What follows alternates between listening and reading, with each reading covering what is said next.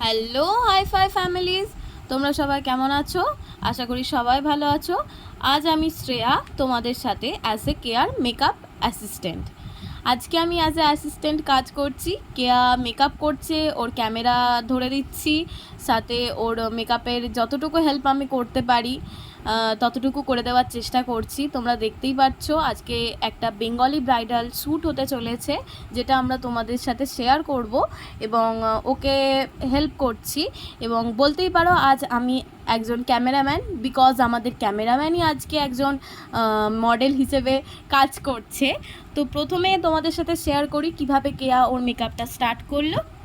প্রথমে বরফ দিয়ে আইস টোনিং করলো, তারপর ফেসটাকে ক্লিন করে টোনার দিয়ে ময়শ্চারাইজার দিয়ে স্কিনটাকে প্রিপেয়ার করলো, তারপর প্রাইমার দিয়ে স্কিনটাকে কারেক্টিং করে ওর স্কিন টোন ম্যাচ করে ফাউন্ডেশন ইউজ করলো। দেখতেই পাচ্ছ তোমরা, খুব সুন্দরভাবে ভিডিওটা নেওয়ার চেষ্টা করেছি। আশা করি তোমাদের সবাইকার ভিডিওটা ভালো লাগবে। তারপর স্কিন টোন ম্যাচ অনুযায়ী ওর ফাউন্ডেশন ইউজ করে তারপর স্কিনটা ট্রান্সলেট পাউডার দিয়ে বেক করে আইব্রোটা ড্র করতে লাগলো। তারপরেই ও একটা সুন্দর আই মেকআপ করার চেষ্টা করছিল এবং সত্যি বলতে কি আই মেকআপটা খুবই ভালো লেগেছে, আমারও খুব পছন্দের বেশ একটা সুন্দর আই মেকআপ হয়েছে। ওর শাড়িটার ওপর ম্যাচ করে আই মেকআপ করা হয়েছে। আই মেকআপটা ছিল ব্রাউন কালারের ওপর কাট ক্রিজ এবং আই মেকআপটা একটু ভায়োলেট শেভও দেওয়া হয়েছে। বেশ সুন্দর হয়েছে আই মেকআপটা। তোমরা দেখে অবশ্যই কমেন্ট বক্সে জানিও কেমন লেগেছে তোমাদের আই মেকআপটা। কাজের মাঝে আমরা মাঝে মাঝে একটু ইয়ার্কি ফাজলামও আড্ডা মেরে নিচ্ছিলাম, না হলে কাজটা সঠিকভাবে হচ্ছিল না।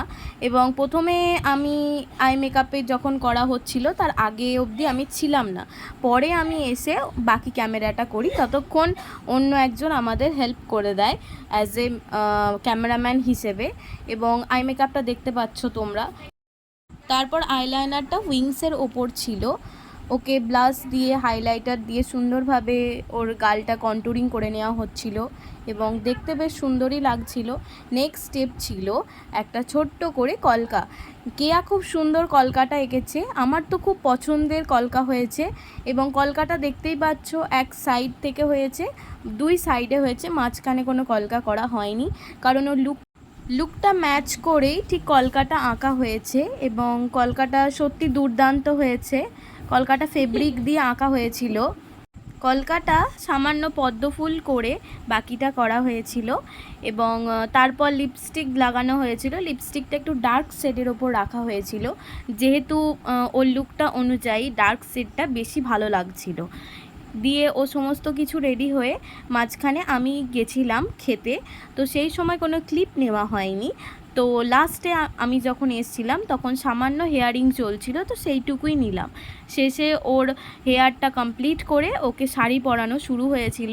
তো শাড়িটা সুন্দরভাবে পরিয়ে কোমর বিছা লাগিয়ে দেওয়া হচ্ছিল। এবং লুকটা এখানেই তোমরা দেখতে পাচ্ছ কেন আলাদা, কারণ পুরো লুকটা ক্রিয়েট করা হয়েছিল অক্সিডাইজ জুয়েলারির ওপর এবং সমস্ত কিছু অক্সিডাইজ জুয়েলারির ওপর ইউজ করে ওর লুকটা রাখা হয়েছে।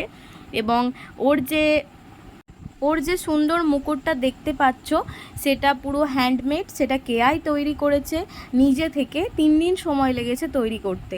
এবং দেখতেই পাচ্ছ কতটা সুন্দর লাগছে আমাদের ক্যামেরাম্যান অনন্যাকে, এবং ওর উপর লুকটা দারুণ লেগেছে।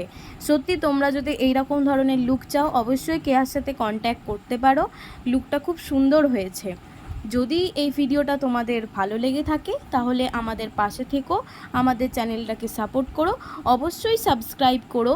আমরা খুব ধীর গতিতে এগোচ্ছি, তোমাদের সাপোর্টের খুব দরকার আমাদের। তো অবশ্যই ভালো লাগলে জানিও, কমেন্ট করতে ভুলো না। টাটা।